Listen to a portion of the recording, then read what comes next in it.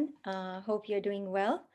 As we all know, parenting is very challenging and it's not an easy thing to do.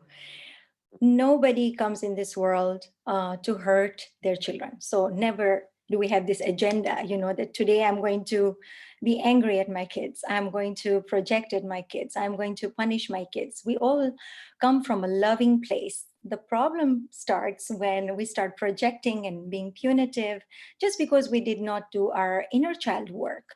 However, today's topic is very interesting. It's called Anger Transformed. The problem usually is that we were never modeled how to feel our feelings. So, especially with anger, right? So, today we will learn how to feel our anger, how to communicate properly. So, I was talking about emotional coaching, and last time, unfortunately, we were interrupted many times due to internet glitches and problems. So, my apologies for that. But today, I'll just conclude where we had left off. If you guys remember, we talked about how to validate the children, how to empathize with the children, how to communicate the children. Then we talked about different kinds of, parenting, right? So what happened is, just a second, sorry, just bear with me. I'll just have to screen share this and I'm sort of struggling. So just a second, ladies. Just screen share so you guys can see.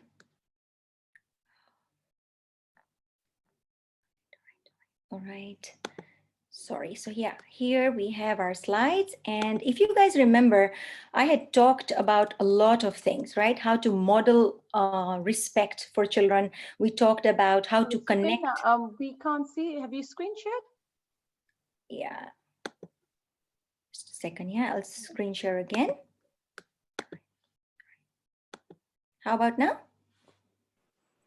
Now we can see that. Yes, thank you. Right. So we had talked about multiple things. As you guys remember, I had talked about how to communicate with children, how to communicate effectively. All right. So we talked about multiple things about how to empathize, how to validate, how to communicate. And then I'd given you a few words that when your child doesn't tell you more, look at the body language, tell them, tell me more. Never jump to conclusions. Don't decide on their behalf. Don't judge the children when they are sharing things. So be careful when you communicate. You want to support them, you want to hear them without judgment. And if you see that they're not sharing more, you can tell them, tell me more. So I had given you a few phrases, if you remember. And then I told you that do not rescue the children. So at a very tender age, if you learn how to communicate with children effectively, they will learn problem solving because you support the child and you do not solve their problems. So you can help them if they are confused. Maybe you can give them a few options. However, you do not problem solve for them.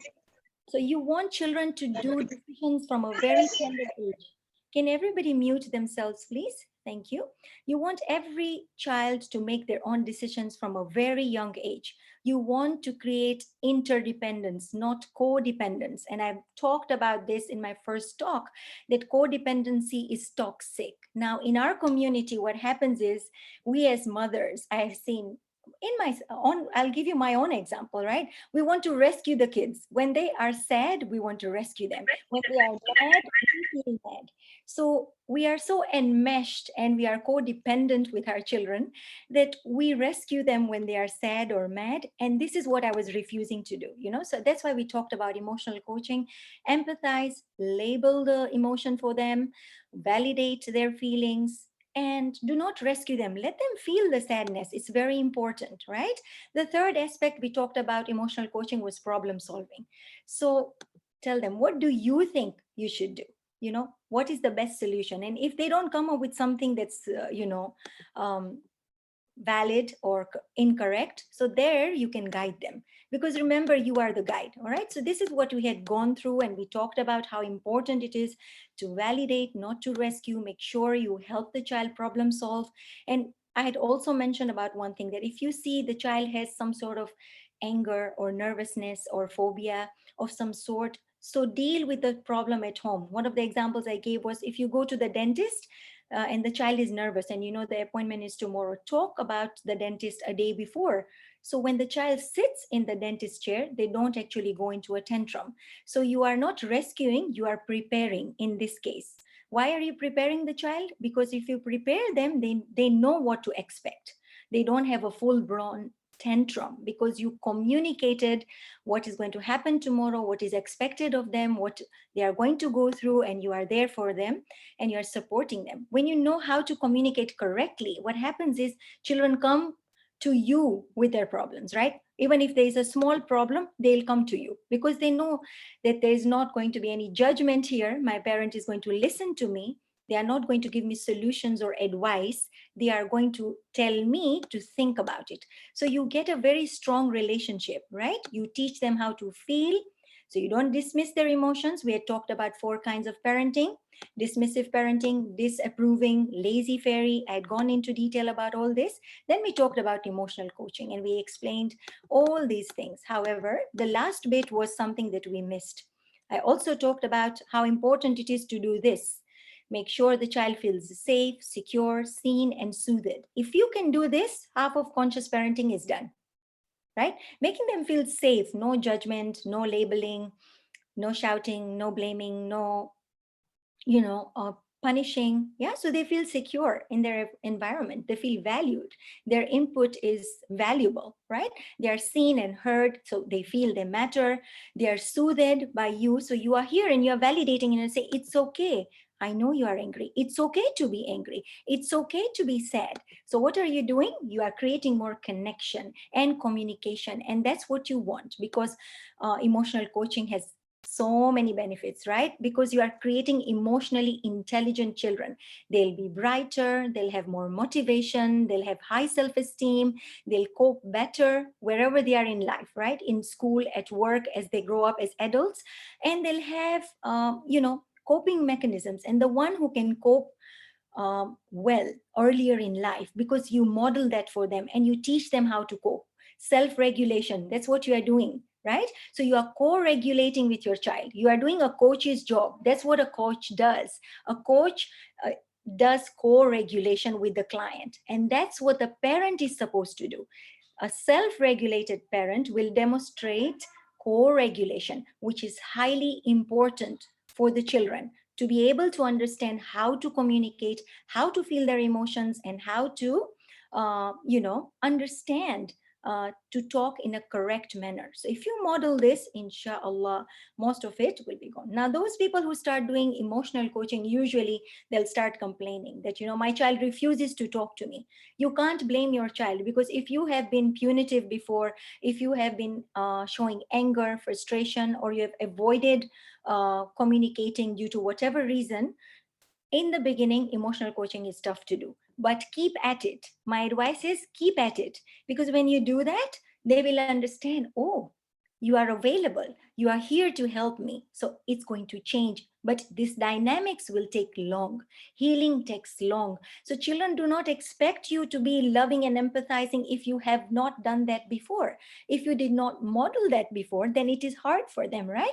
So some children say, my children get more upset if I start, validating their emotions. So understand that it is important that the children feel their feelings. So if they are going into a bigger tantrum, it's okay. Just stick with it. Be there, hug them, calm them down, because that's what you're doing, co-regulating.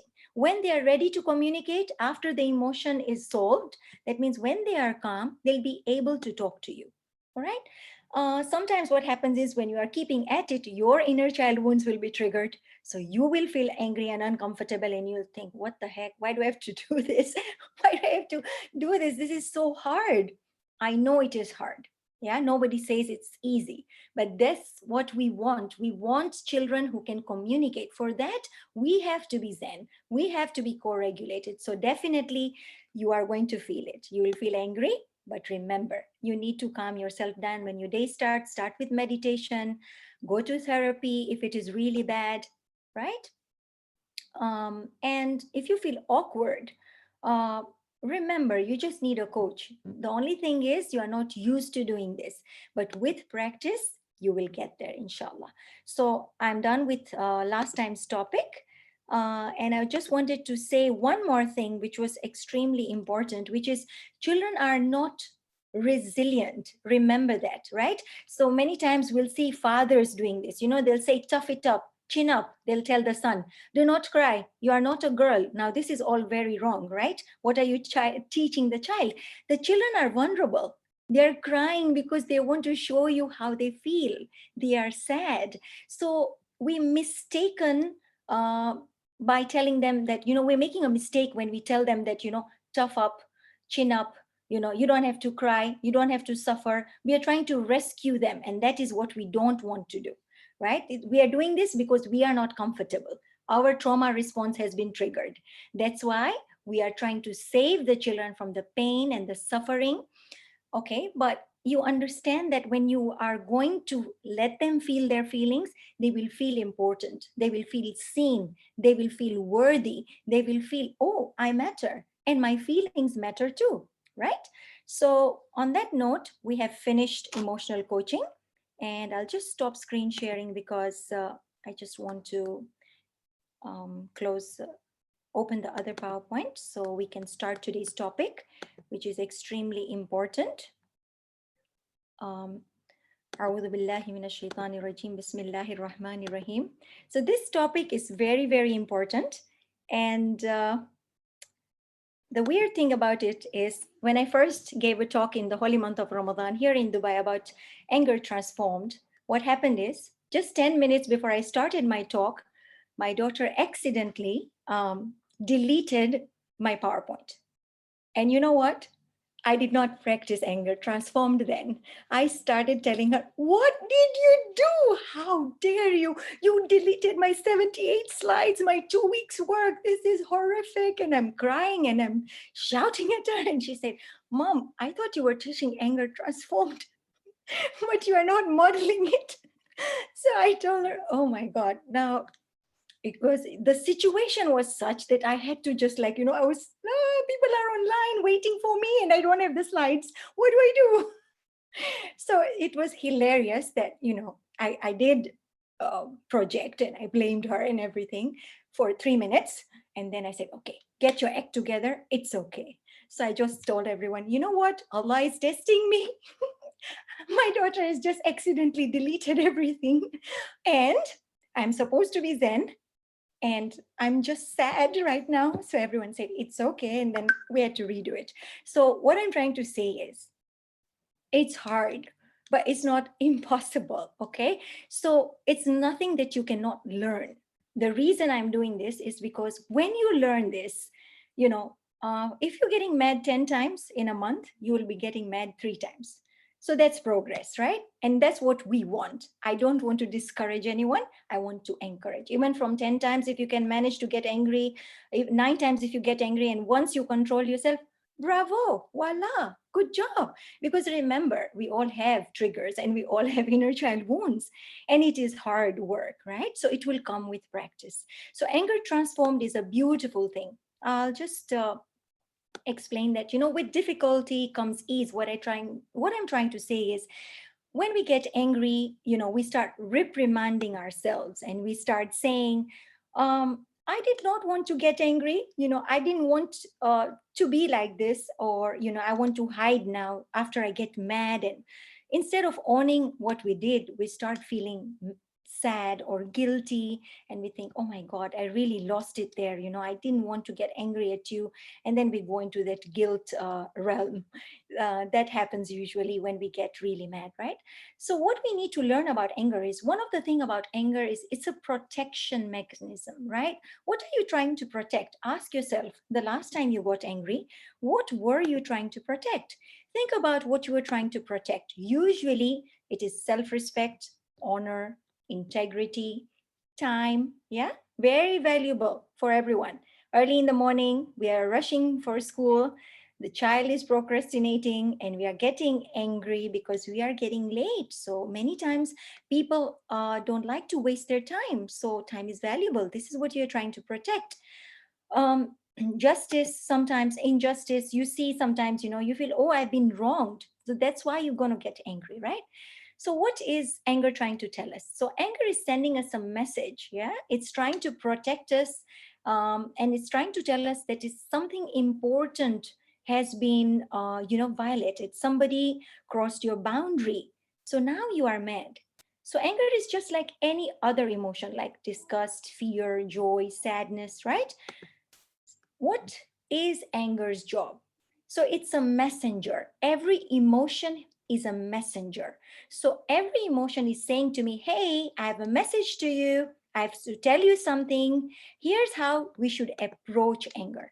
If you guys remember the first talk I did, we did anger iceberg, and where we talked about always see underneath the anger, and we talked about children's anger, and we said, when a child gets angry, look underneath, try to understand what are they feeling. Are they feeling overwhelmed, tired, nervous, trapped, jealous, attacked, shame, guilt, grief, whatever it is, right? Same thing applies to us, because anger is a secondary emotion. In psychology, we are taught anger is a secondary emotion because something has happened first. That's why you feel the anger later. So maybe you get angry because you are fearful. Your child is not safe. Maybe your child says, I want to go to the metro at 8 p.m., and you know that's not safe. So you get angry when they don't listen. Or something else. You could be feeling something else, but you show it as anger, right? So there are multiple things we feel, but we express it as anger. That's what I wanted to say. That's the misconception. Anger is not a bad emotion. We think of it because we associate emotion with reaction. So we associate it as being aggressive, yelling, hitting, and that's bad, right? Because that's a reaction. Hitting or yelling and being aggressive is a bad thing, but that's not anger actually. However, anger is a feeling first and foremost. Yeah, that can be really used as like any other feeling. So those reactions that we talked about usually are negative connotations. Certainly it's violence and hitting and outbursts, and really these are just reactions due to our triggers, right? When we have not done our inner child work, then, or we are really angry for certain reason, it's just because we are triggered, right? A reaction is not understanding the anger. The reaction is not allowing yourself to feel the anger. Okay. So whenever you feel angry, you need to listen to it. So I started the PowerPoint by telling you, when my daughter accidentally deleted all the slides, she was begging for forgiveness, but I was not able to listen to what she was saying because I went from anger to reaction. All right. So when we learn to listen, let's learn how to listen to anger. Let's be honest, from a very young age, we were taught that your big feelings make people uncomfortable. All right. Even with love and compassion, we send our children down to the calm down corner. I have done this as well, right? I used to do super nanny tactics. So I remember having this, cool off area whereby I tell my children when they're having a tantrum, sit down here. When you're done cooling off, you can come back. So when you are even keel, you can come and join me, right? What am I giving? The message is very negative. Yeah, your big feelings are not acceptable. This is what I'm trying to tell my child when I put them in a calm down corner alone, right? It's okay to have a calm down corner, but the parent has to be there. You do not leave the child. Remember, we talk about co-regulation, right? The child cannot self-regulate. They are just not ready for that. Their prefrontal cortex is still under construction. So they cannot understand. They are in emotional brain. Remember, we talked about brain last time. So they are in their emotional brain. So they cannot understand how to calm down. We have to model it for them. So when you get angry or when the children get angry, what are we supposed to do? Instead of working with our children to navigate through the emotions, because that's what we need to do, mind the gap. This is hard. Why? Because the moment you feel the anger, the reaction comes split second after it. So it's very important to understand to mind the gap. All right. So how do we mind the gap? Giving yourself some space and time, giving yourself room and perspective so you can make choice about what do you do with your feelings and thoughts. All right. So remember I talked about pause as well before. What's interesting about anger is whenever I ask people, what are your triggers? They actually know what their triggers are. My child doesn't listen to me. My child does not clean up. My child is always getting late for school in the morning. So we know what triggers us, right? But there is a game changer here. What I wanted to say is everyone gets triggered in a different manner because everyone's inner child wound is different. So I can give you a scenario whereby, example, if your child is rude with you, that is very triggering for some parents, disrespect, and for other parents it's not that bad, right? So the reason it's different is because you come from a different background, a different environment, right? You were brought up differently. Maybe your triggers are different, so it depends on where your triggers are, and you know your triggers really well, for sure. So whatever your trigger is, you need to understand the trigger is inside you, it's not outside. So it's not your child's job to trigger you, or the child never meant that you become angry, right? So interpretation of the situation, interpretation of the situation, it's our thought, right? It's amazing if we just take the pause, mind that gap. Very important, right? So the moment I had become angry at that time, I had to take a breather. Immediately, I needed to first take a breather, go wash my face, drink some water, in order to understand I need to self regulate instead of going into a reaction, which we do sometimes, right? So I'm human and yes, I'm not immune, but I have practiced what I'm telling you and it does work. Especially the pause, because that's something I've practiced really, really hard in my life, and it has helped me with my relationships. So my children understand me, they communicate well with me, they know when mom's angry, and if she says time out, because I'll tell them time out. I need a timeout from you guys right now because nothing good is going to come out, right? So minding the gap is a very important thing. It's like magic. All the work can be done whenever you are triggered. Just mind the gap, right? So there are techniques that we are going to use. It seems to me when we are creating the space, we start slowing down because what happens is when we get angry, everything happens very, very quickly, right? It happens, everything expedites, everything happens fast, and we can't slow down. And what happens is we go into a reaction, we start speaking loudly, we speak fast, and what happens next? We are really not into self regulation, right? All right, so I'll give you a scenario, So this is Mom and Ali. And the best scenario that I can give you is this, because this is my biggest trigger in my life, waking up children for school and they are always late. And this is where I used to struggle a lot, right? So something like an example that I'm giving you, Mom says to Ali, okay, ready, it's time to go to school. I want you to get dressed, leave that game. And whatever level you are in, Mom says, I don't care. I want you to get dressed now.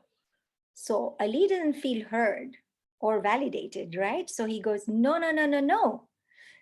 Right now, Mom says, you'll get into trouble otherwise. We'll be late for school. What does Ali say? I don't care. I hate school. I just wanted to play another level. So mom goes on lecturing. This is a life skill. You need to learn how to follow an instruction and get up in the morning and be ready and go to school. Shut that thing off. And Ali goes into anger mode as well and goes blah, blah, blah. Are you seriously doing that to me right now? Mom says. I do not deserve to be disrespected. I work really, really hard. And just like you do. Why can't you understand? Ali says. I need to finish this. If you let me do it, then we can get out of the door already. Mom says, Ali, off. Listen to me right now. This is done. Get up, get ready, and if you do not, I'll just lift you up right now. And Ali goes, no. So this is a similar scenario in my house, though there was no gaming there, but yeah, always being late for school. So let's talk about the skill now. Okay, when we are going to use the skill, how are we going to do it? How are Ali and Mom going to communicate when they use the skills? So what I'm going to do is the mother is going to model for the child minding the gap. So when we are trying to create the space between the feeling of anger and the reaction, which mom had earlier in the previous scene, she was yelling and nobody was getting anything done, right? It's not good for anyone. So how can we guide our children? The only way we can guide them with anything is to really be in control of ourselves and have the self regulation. So we will mind the gap. What we will do when we are minding the gap is we will name and notice our own feelings and emotions. That will be the first skill we will learn. And in noticing and naming, you're literally narrating what's going on inside your body and feeling, and that will help you mind the gap and create a space between the trigger and the reaction in order to guide your child. So let's do it another way, right? How are we going to do it another way? This is how we're going to do it, all right? So mom says, let's get ready for school. No, let me finish this game, says Ali. Mom says, I'm feeling very hot inside my body right now. I'm getting tightness in my chest. I'm feeling very hard to talk to you right now. I'm getting a burning throat. It's really uh, I'm feeling really angry and frustrated right now. And I'm saying these things because I know yelling is not going to get us anywhere. But I need to talk about how I'm feeling and where I'm feeling. And I'm feeling in my stomach and in my chest and in my throat. Ali says, I feel it too, Mom, because I want to finish my game before I go to school. I do not get time once I'm at school. I do not get any time at school, and they don't allow us to play. Mom replies, I know that they don't allow you to play video games in school. I know all you want is to play video games, and that's how your brain works right now. It's really fun. But the things you learn at school will connect things together. You are going to make your play even better, and you will grow your brain, and you come back and ace this thing. Then mom says, I get it that I get it. I used to play video games as a kid. I understand. I used to play Super Mario Brothers and I won every time. Wow, Ali says, I didn't know you used to play. Mom says, I should play with you. Maybe after school, when you get back, we can play. You can show me how to play this game because I don't know how you play it. It's totally different from what I used to play. Well, whatever you said, I feel it too, Mom. When you rush me, I know it will only take a couple of seconds, and that's how I feel too. Well, Mom says, I'm glad you are telling me how you feel too. So you are ready now. You are ready to come up, and I can help you with what you want to wear. Let's get ready. Okay, okay, I want to wear hip hops. All right, so this is another scenario where the mother actually first expresses how she feels, then the son expresses how he feels. They both validating each other's feelings, and there is a back and forth in the communication. They are validating, seeing each other, and hearing each other out. All right, so you can try this at home. Okay, you can teach this to your children. It's called naming and noticing. All right, and it's hard work for you at first, but it's not that hard. If you do it 4 or 5 times, you will get the hang of it, and you can teach it to your kids, especially if they are younger. If they are 5 years, 6 years, 7 years, 8 years, 9 years. Remember, children are very intuitive, okay, and they like these kind of things if you teach them. Right, I'm going to explain to you how to do it. What I wanted to explain is anger makes everything very, very fast, right? The science is saying anger actually makes you speak faster, makes you raise your voice, and it's a protection mechanism. So, back in the day when we were cavemen, right? When we used to get angry, we had to protect ourselves and we needed to do it quick and fast.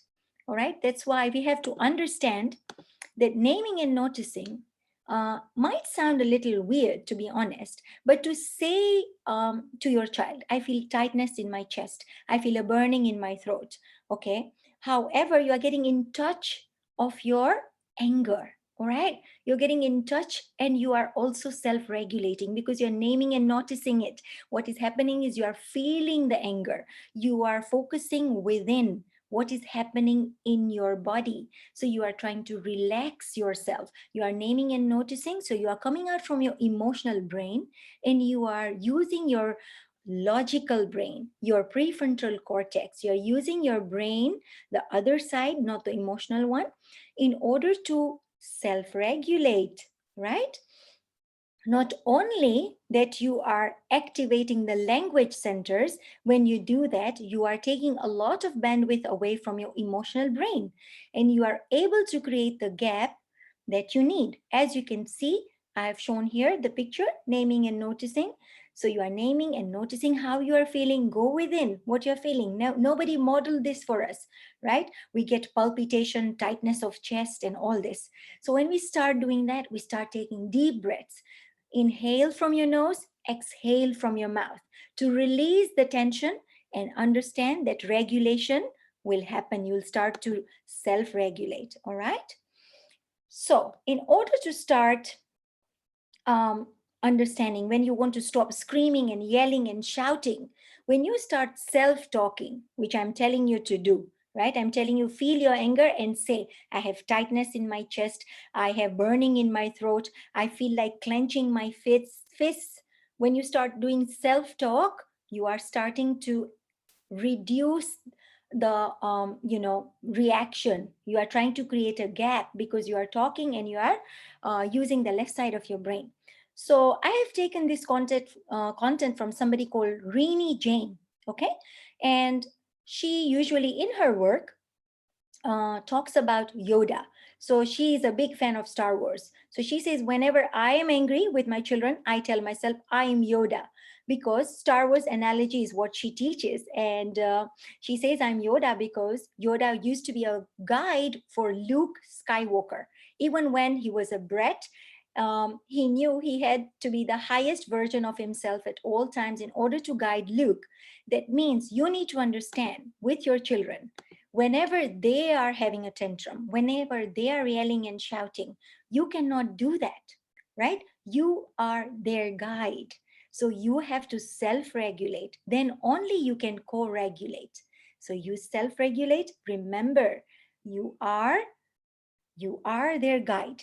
So use Allah's names. Yeah. Instead of saying I'm Yoda, you could say, um, you can say any of Allah's names. I'll give you that example later. So create the gap by understanding you are in control. Your child cannot trigger you, right? So this is very important, minding the gap. That's why we are trying to do this. And remember, you'll need only 4 seconds, maximum 1 minute to cool down, right? So tell yourself, you got this. You are in charge. Your child cannot trigger you. Even if you are triggered, name and notice your emotions so you do not project, you do not react, right? The other thing you can do actually is a physical physical action. So you could be like, go and wash your hands. In our case, we can do wudu, right? Washing your hands make you calm. But if you do wudu, that creates total calmness, right? You wash your face, your hands, you put water on your forehead. It's going to really calm you down. Break the fusion, right? So these are solutions that I'm giving you. Remember, the trigger is not outside, it is within. So if you learn to calm yourself down by naming and noticing, by creating the gap, creating the space and taking the pause, using Allah's names, right? Allah's names, you could use Al-Hadi, I'm the guide. Allah is the guide. Excuse me. So you could say Al-Hadi. You can say any other name of Allah. Al-Qawi, I am strong. I got this. You can say Al-Sabur, right? Ya Saburu, something to create sabr for you at that time. So use any of Allah's names to calm you down. Especially, I would use Al-Qawi, I'm strong, right? Al-Hadi, I'm the guide for my child, like the way Allah is my guide, right? So stop being afraid of your emotions. There's no need to be worried. We need to understand we were not modeled, we were not taught how to feel angry. And then we have our religious part of saying it's haram, right? Because we need to understand it's an emotion, it comes with a message, and we need to see what that message is. So many times it can happen that we were critical or we put our children down because we were mad. So there is a rule, usually 5 to 1. So if you criticize your child by accident, you didn't mean to, but it happened, right? You need to give them 5 compliments. You need to make up in your relationships, especially if you have done something to ruin them, not intentionally. We all get angry sometimes and we didn't, um, realize. Just make sure that if you have ever criticized your child, make sure on that particular day you give them 5 compliments. This is how you are going to make up for your mistakes, inshallah. So, what were the things that we are supposed to do when we are angry? Take a pause. I've talked about this earlier, right? Just breathe in. Remember to create the space. All right. Remember, anger is not bad. The reaction is, which we don't want to do, right? And we have done it before, so we know what it feels like. Tune in, name and notice. You can do many things like wudu, washing your hands, um, go for exercise, go for a walk. You could count backwards. You could take deep breaths, have a mantra. I got this. That's one mantra I would give you, right? I got this. I got this. You are in control of your emotions, right? And it's just a matter of time you'll calm down. All right. So I wanted to share a beautiful study, which you can find on the internet, where this study happened in Finland. And they were, what they did was they did heated maps for different emotions in the body. And it turns out that anger is felt in the arms, forearms, fists, throat, and chest. And the reason that is because we go to fight or flight. So um, people say they feel like clenching their fists or like running away, literally running away from there, because of the neurochemicals that are crossing through their bodies and putting them into fight or flight mode. You can actually feel where the emotion is in your body if you are taught to tune in. So remember, when you take the pause and you name and notice, you'll be able to see how anger is felt, right? How it shows here, right? You can see that. You can feel it in your forearms, you can feel it in your chest, you can feel it in your throat, right? So different emotions, as you can see, subhanallah. Yeah, how a depressed person feels, you can see how blue it is, right? Where they are feeling the depression, contempt, pride, right? So this is just to explain to you that these studies have been done and people feel these hormonal things and this is happening in your body. So how important it is to take that pause and tune in. Otherwise, as I talked about anger being very quick and fast, just from feeling the anger, you'll go to reaction if you did not tune in or take the pause. It's important to teach our children to locate where they feel the emotion in their body. The younger the kid, the more intuitive they are. Little kids will say, "Oh, yeah, I feel it in my throat." So, especially if the children are little, it's very important. They find it very interesting when you tell them anger has a message for you. Listen to it. If you say that to your child, and if they are young, 5 years, 6, 7, 8, 9, it's very interesting for kids. And they will learn it very quickly because they are very intuitive. They are very much connected to the real self, right? There's another thing I wanted to share, which was Lala. So I know it sounds funny. I'm not telling you to go to sleep, but Lala stands for locate, then accept. So when you get angry, locate it in your body. Where are you feeling it? Take the pause, breathe in and out, and locate and accept it. This is how I'm feeling, right?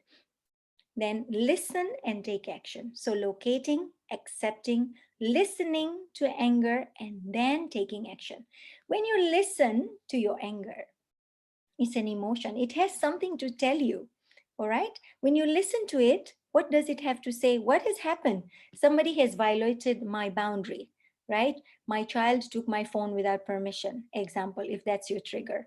Or my child stayed up late, or my child did not finish their homework, right? So you first, when you tune in and listen to your emotion, and then you understand, okay, my child has violated my boundaries. So what do I need to do? Let me calm down. Then I'll go and take a talk to my child. Because when you take the time to locate, accept, listen, and then take action, what will come out from your mouth will be a very wise advice, and you will be having a thoughtful action. right? Because this is intentional.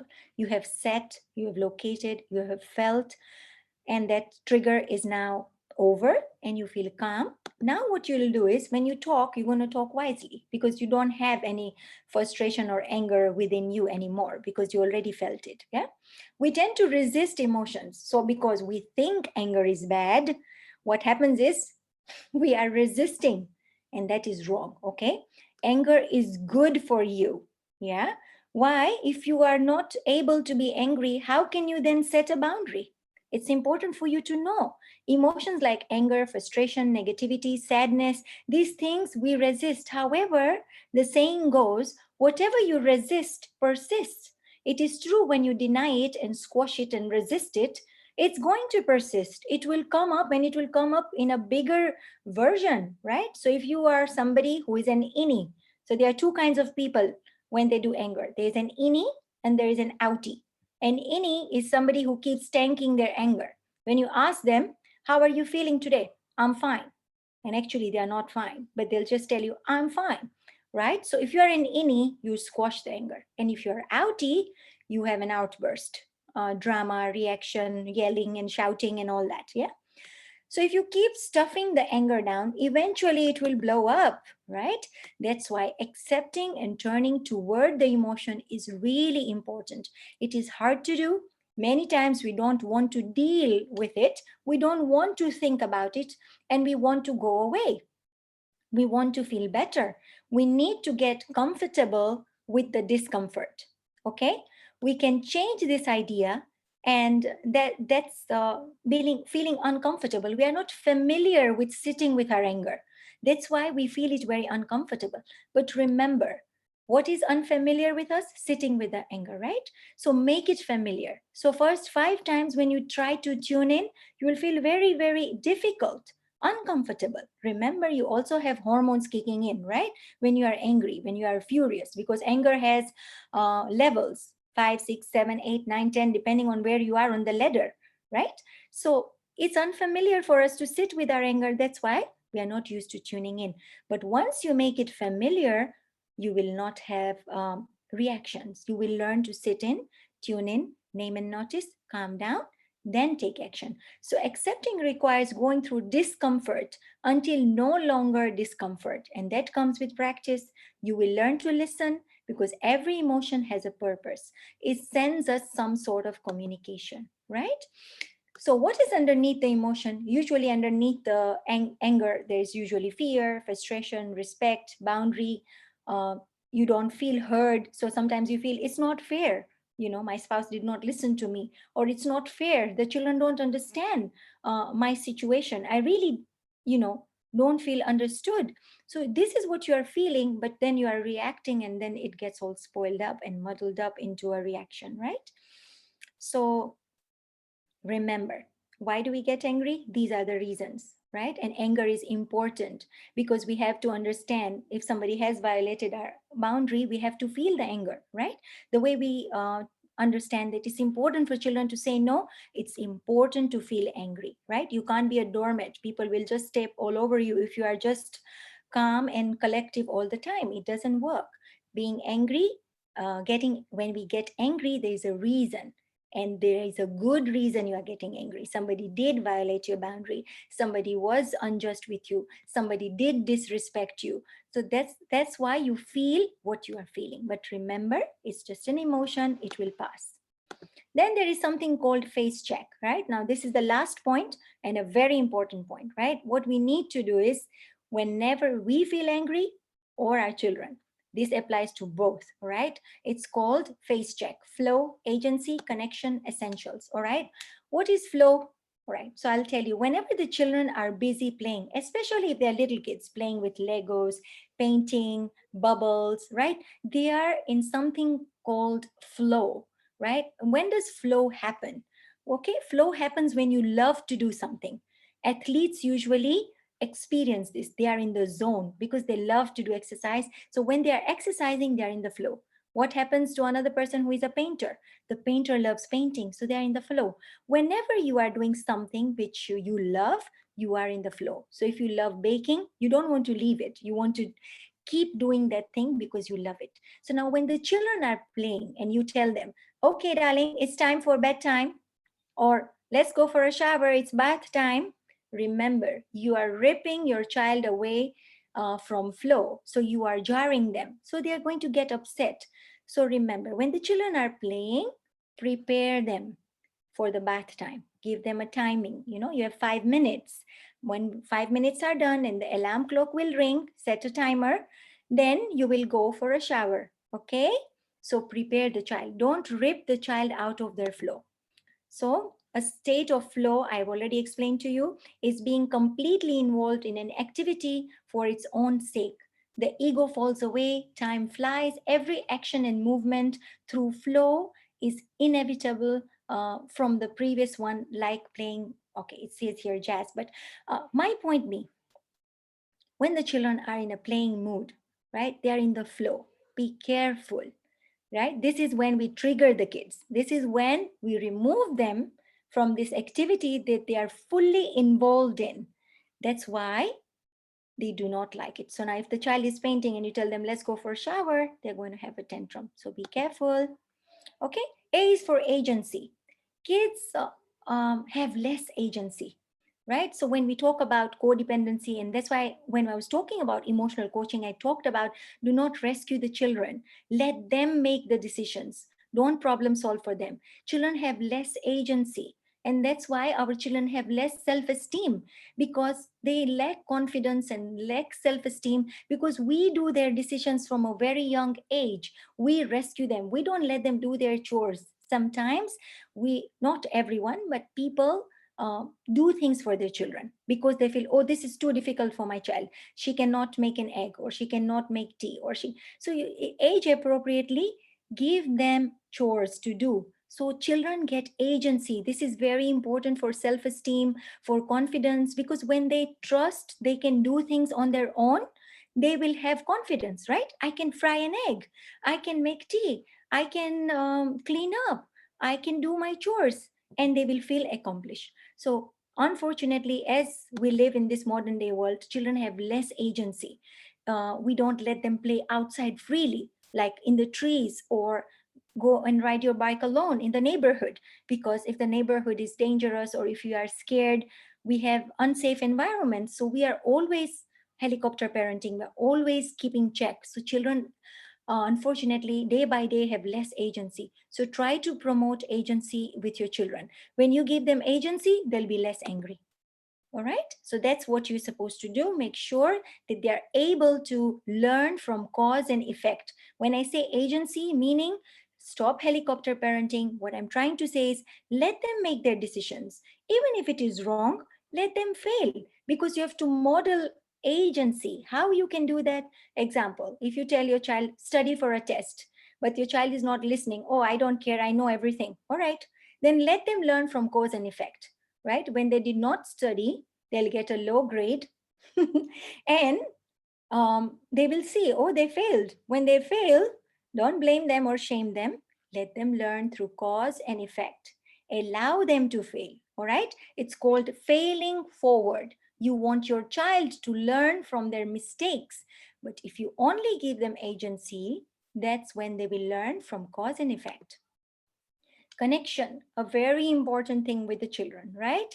So listening, validating, empathizing, which we did in emotional coaching, same thing works here. What is what the children need when it comes to connection? Definitely one-on-one time with mommy and daddy, taking your child out on a date, take them out for coffee. Oh, not coffee, maybe you can take them out for lunch, you can take them out in the garden, play with them, very important. Yeah, play with your children, you give them quality time, and they're going to be connected to you. That's what they need, right? So some children need physical touch more, so you can hug them and kiss them and tell them that you love them. All right. So then we have the last lecture in phase, which is essentials. So if you guys remember, I talked about this earlier before in the other talks, that remember essentials is do this check with the children. Halt, hungry, angry, lonely, tired. Is your child tired from school day's work, right? Is your child angry, frustrated? You need to check.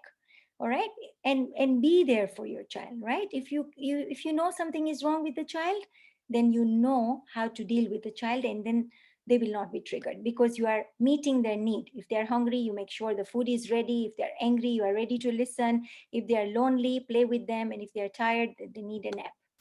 All right, so this was face check. And so everything requires practice. What I've told you requires practice, but it is doable. It is not something impossible. Taking the pause, naming and noticing, I've already told you about all those things, right? These things can be done. Remember, even when we talk about parenting, we have to talk about parenting ourselves first. Because if you are not parented, meaning if you did not meet your own needs, okay, how can you take care of your child? You really can't do that if you did not take care of yourself first, right? You are in surviving mode, you are bound to be triggered. So remember, okay, we need a village to bring up a child. So unfortunately, with our tiny families and just mother and father, all the responsibility also is on you, mother. So it's really hard. So make sure you do your face check as well.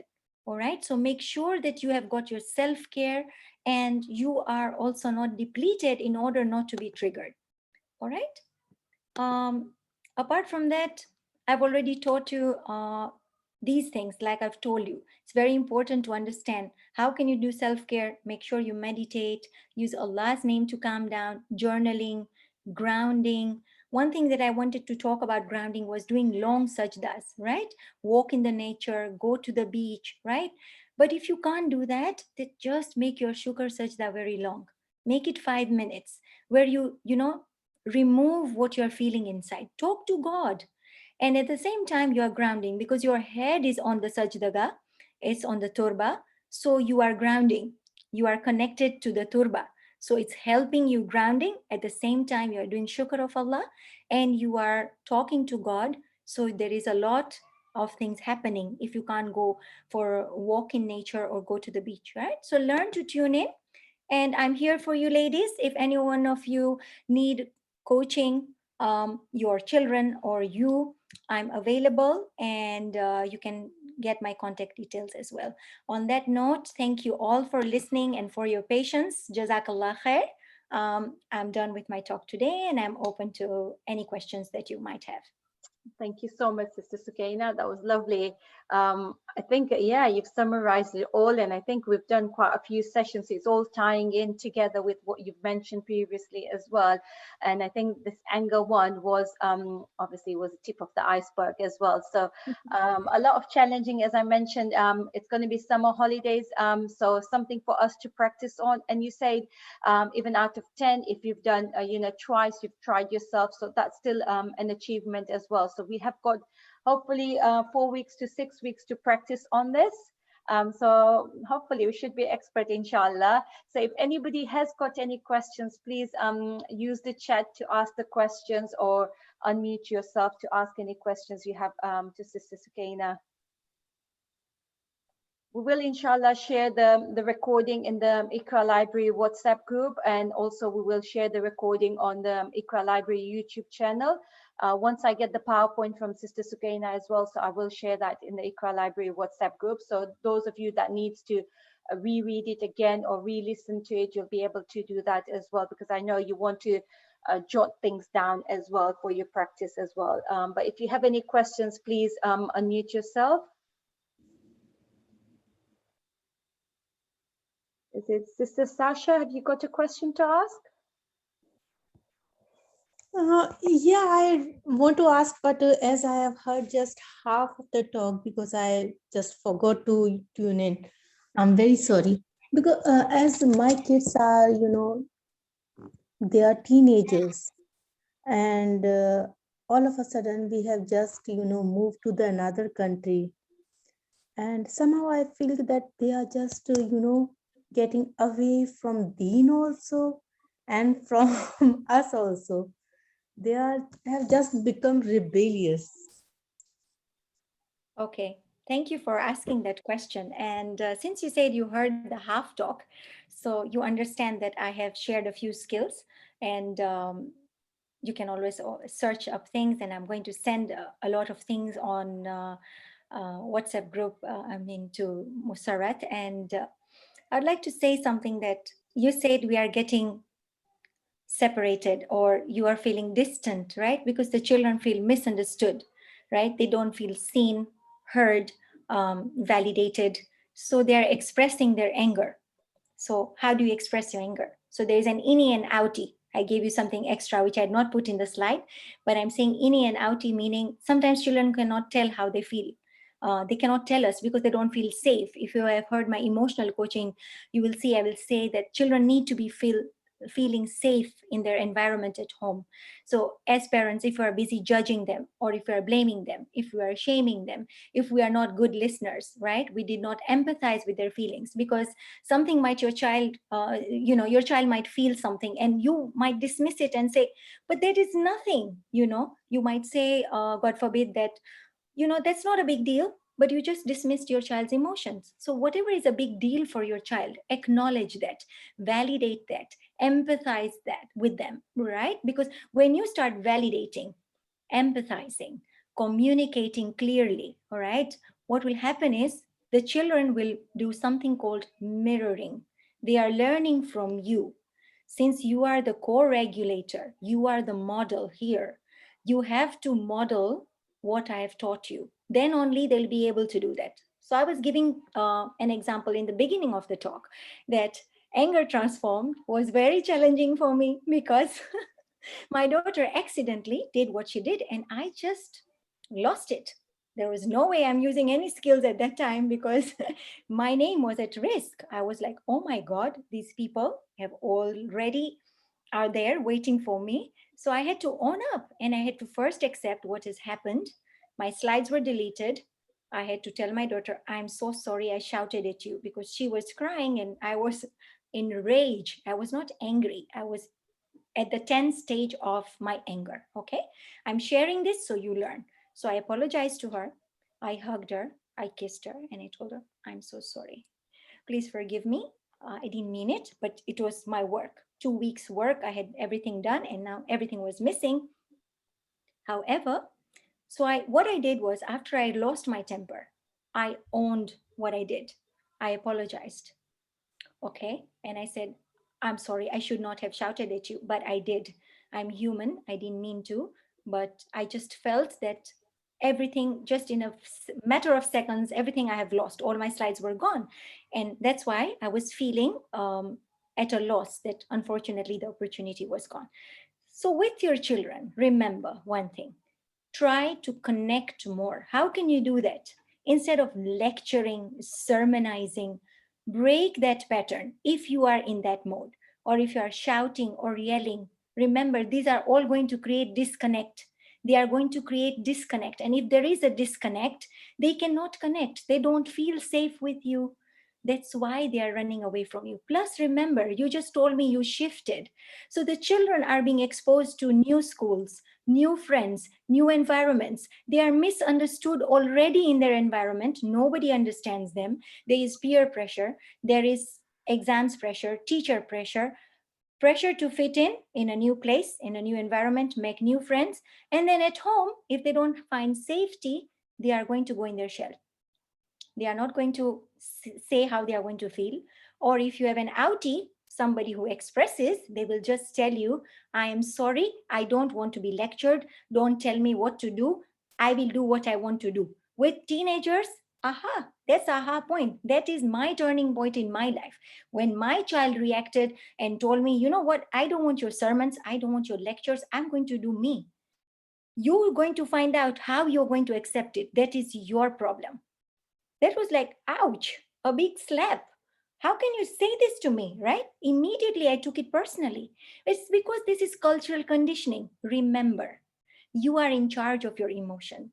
So if you can understand what is self-regulation first, you need to model it. So first of all, you need to change. If you want children to connect to you, make sure you start doing your work, right? You start doing journaling, you go for therapy if you need, you do the zikr that I've told you, right? I've given techniques here, do them, and I'm telling you, they will work. Because, as I told you, from 10 times, if you are going to lose it 5 times after 3 months with practice or whatever, yeah? With practice, you'll be able to do it so well, you will not lose your temper. Eventually, you will reach a point where you are not going to lose it, because you understand you are in charge of your actions. Your children cannot trigger you. There is no trigger outside, the trigger is inside. All right. So heal yourself in order to be able to create a safe environment for children to be able to tell you what they are going through. Your kids are going through a lot, my dear. And if they don't feel safe, they're not telling you. So it's worse. They are not accepted outside and they are not accepted at home. So try to help yourself first. Inshallah, if you heal yourself, you will model self regulation, and then you can do co regulation. And remember, they are teenagers. Don't take it personally. Don't take it personally. When the children tell you something, have a very big heart. Remember what Imam Hassan did when the traveler comes and says to him all those rude and mean things? This is what you need to model, right? Imam Hassan did not take it personally when he started saying bad things about Mola Ali. He modeled it. What did he do? He told him, "You are a stranger. Do you want to stay up in my home? Do you need money? Do you need food? How can I help you?" This is what you need to do with your children. They are hurt, they are misunderstood, they are suffering, and you are suffering as well. So heal yourself so you can be there for them. Inshallah. Thank you. Thank you In so fact, much. I'm doing all these things and I never take it personally because I also understand we have also gone through this age, Yes, and all yes, this is difficult. But yes, nowadays, it's, I think they have got, big tongue to reply back. That is, yeah, but true. We have to control ourselves. We yes, can't control others. First, we and have to regulate ourselves. yes, yes. That's the essence. Yes, yes, Thank you. Yasmin, but I'm here. If you need one-on-one, I'm here as a coach, and I do this for parents. I also do it for kids, right? Because sometimes there's such a big rift between a child and a parent, unfortunately. They have reached a place of no communication. Then what happens is the child feels misunderstood and they don't want to communicate. So if there is a coach that can help you bridge the gap, that can Right. help you connect with your child, right? So if you have a one-on-one session with me, inshallah, I can help you. I can help you show you your wounds. I can help you show you, okay, you know where you are going wrong, because everybody knows when they get angry and what they do. Nobody has to hide that. They know it. We take our relationships for granted, especially when it comes to children, right? Because we have this, right? He is my kid. I'm older. I am wiser. The hierarchy stops you from being your real self. And when we are triggered, that becomes expedited. It becomes out of control. And nobody means to lash out at their kids, but we are humans. It happens. And with practice, definitely we can understand self-regulation and then co-regulate with our children. I think I've got a question here as well. Somebody's saying their child is 4 years old, extra sensitive and very shy. Anything small happens, he gets upset and doesn't speak up and just keeps to himself. So how do you ask the mom to, Yeah. get in connected with the child? All right, so I would say the biggest blessing you have a sensitive child. All right, so your child is an empath. They feel everyone's emotions and they feel their own emotions very much. So with this kind of child, you have to be extra careful. That means how you talk to the child, learn to validate their feelings, right? Don't dismiss it. If they're upset and they can't speak up, it's okay. When you start acknowledging, you understand. When you start acknowledging the feelings, the child feels safe and they will be able to, communicate with you how they feel. But if you go the other route, right? If you say, "Oh, you are too sensitive, you need to change, be strong, you can't feel bad in small things," don't do that. Don't do that. If you do that, it's totally wrong. Remember, children need to be we need to empathize with them, validate their feelings, co-regulate, right? Acknowledge their feelings and validate their feelings. Yes, it's true. You feel hurt. I understand, right? So your child is very sensitive. It's a good thing. They can be very creative as well. Those children who are very sensitive, because they are very much in touch with their heart. So if you are sad, I don't know how your relationship is with your child right now, but if your child is very sensitive, The child can sense your sadness, because if it's a sensitive child, they can tell anyone's emotion very quickly because they feel other people's emotions as well, right? So if the mother is sad, the child will feel it, even if you don't articulate it, if you don't communicate it, the child will feel, and they'll come and say to you, "Mom, are you sad today? Are you okay?" The child will learn to communicate that. If you have validated, empathized properly, at age 41, the child will be able to do that because you have been validating their feelings, empathizing with them, communicating with them, co regulating, and helping the child problem solve. So now, with your sensitive child, you are saying, they feel bad and they come. So now, what you need to do is the third option that I gave you in emotional coaching, which is help the child problem solve if they don't know how to solve. First, you give open ended questions to your child because you want agency for your child. So you tell your child, what do you think you can do differently next time? If the teacher told you something and you did not like it, how can you do it differently next time? Your child will own up and say, maybe if they are not as shy, maybe they will say to you, I will raise my hand and I'll tell teacher I'm upset. And if they don't know, then you teach them because age 4 is still young and maybe the child doesn't know what to do. So you teach them, raise your hand, tell the teacher, I'm upset, I'm feeling sad. So the teacher will then understand that the child is not okay. So the child will be then with the teacher, and the teacher will be able to communicate with the child. Oh, what made you upset? And this is how the communication will go. The teacher will play the role of a parent in the classroom for sure, but you need to guide your child how to problem solve if they don't know how to, because your child is shy. Any other questions? Assalamu alaikum. Alaikum salam. Yes. Sukaina, firstly, thank you so much for the personalized experiences. They really help us relate a lot.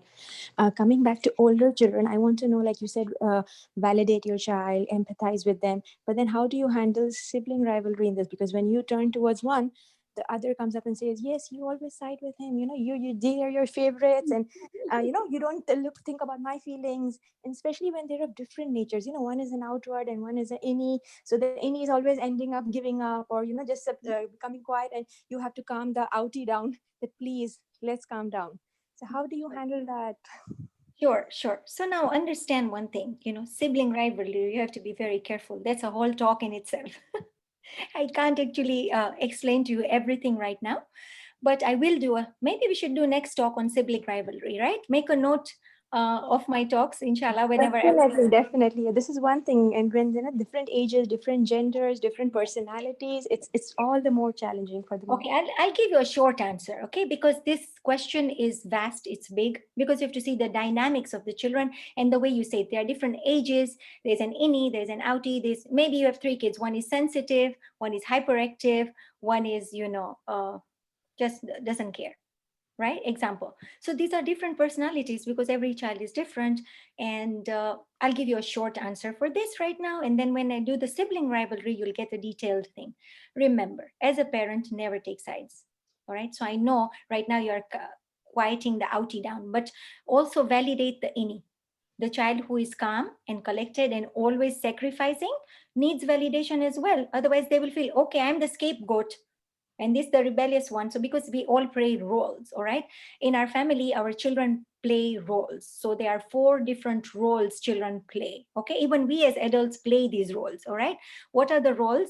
One is the brilliant child, the A-star one, the one who is going to do everything you say and they are really clever and everything. The second one is a child who is you can say the child can be at any category, first, second, or third, can be rebellious child, all right? Then there is a carer, a child who cares for everyone at home. So especially the empath, they become the carer. That's why the lady who asked about the sensitive child, so a child who becomes a carer is usually an empath. They look after their mother, father, siblings, everyone, right? So that's the carer, all right? Then we have the fourth role that we play is the sick one. So what happens is when the children don't get our attention because we have 3 4 or we are too busy, what happens is the child goes into some sort of role which is of sickness, especially those children who have allergies, asthma, right? they don't go away. Like the allergies don't go away, the asthma does not go away. How is the child getting validation? If the child has allergies, the mama after shower puts cream for me. So they are getting their physical need there from mama putting cream. And because the child has allergies, mama is extra careful about the diet, so she's making special food. So the child feels seen, heard, valued, loved because they have the eczema or because they have the allergy. All right. So we have the sick one, the brilliant one, the carer, and the rebellious. So you can see which child is where according to your children. Yeah. So as I was telling you, you have to validate both the kids. So the innie and the outie hold both hands and make sure that you are not giving your back to the innie, right? So you are the child who is sacrificing does not feel validated because you are facing the child who is really angry and you're trying to calm them down, right? So make sure you are validating both kids. You don't take sides, you help them problem solve, not give them a solution. Make them sit down and tell them to look for a solution. When they come up with a solution, it will be a permanent solution, hopefully, because when they do it together as team effort, you will create agency. First of all right, you are there as a parent to guide, so nobody takes another person's right. However, you are being fair to both. You are validating both, holding both hands and saying, yes, you have a right to be angry. Yes, you have a right to be angry. Yes, I understand your feelings. Yes, I understand your feelings. And then sit down when both are calm. Now they have to problem solve because we want to create agency, not codependency. And we don't want to take sides because that is totally wrong. And I will do a talk on this so you will be able to understand in a better manner because it's a very detailed thing. Okay, but just to give you pointers, a few things. Jazakallah, Jazakallah. Thank you. Welcome. Assalamu alaikum. Alaikum salam. Yeah, I just wanted to say thank you very much for you gave some really good insight. My question is towards finding it difficult to communicate with children with special needs, Yes. especially if it's a high functioning child Okay. or a child with ADHD. So any strategies? I know some of the strategies that you've given will work on my child, but then sometimes it's how children with special needs see the world and Yes. can take things literal as well. So any strategies or tips around there are much appreciated. And also if you could, that's for teenage, but also younger children between 7 and 8. I'd appreciate that. Right. So as you guys saw, I have given some strategies over here, but it's basically we just, if we take the pause and we understand how we are dealing with the children, it's very important because what happens is on a daily basis, we are so worked up and we're so busy that we are not busy looking within, right? So with special needs children, many times we just have to surrender to what's happening to a certain degree because there are times where the child will pay attention, there are times where the child will not pay attention, and we have to go with the flow in that period where the child is, because as you can understand, the attention deficit disorder is a very challenging thing. However, I have specifics, but currently nothing is coming in my head because I've been out of my this part of my notes. So maybe I can answer this privately. Maybe you can just send me this question privately. I can send you a few tips because currently I can't remember anything. Sorry. And also, you mentioned the Star Wars lady. What was her name? Okay, I'll send her details. Okay, it's Remy Jane. Okay, thank you. Okay, actually there is courses as well she gives for children as well. So those people who have a lot of issues with anger, especially their children who have rage and cannot control themselves. So she is a parents expert, like she is a psychologist, and her specialty is anger transformation. And I'll send her website's name. Okay, so you'll be able, it's called I've forgotten the name of the website, but I'll send the details to Musarat and then she'll be able to put it on the WhatsApp group so everybody can access it. access her material as well, because some of her stuff is free. It's called gozen.com. All right, Renee Jane on Google, and you'll be able to find Gozen. And you'll be able to find lots of strategies for anxiety and anger as well from her. And she's a good resource when it comes to anger for children and adults as well, right? This because all these things apply to us as well.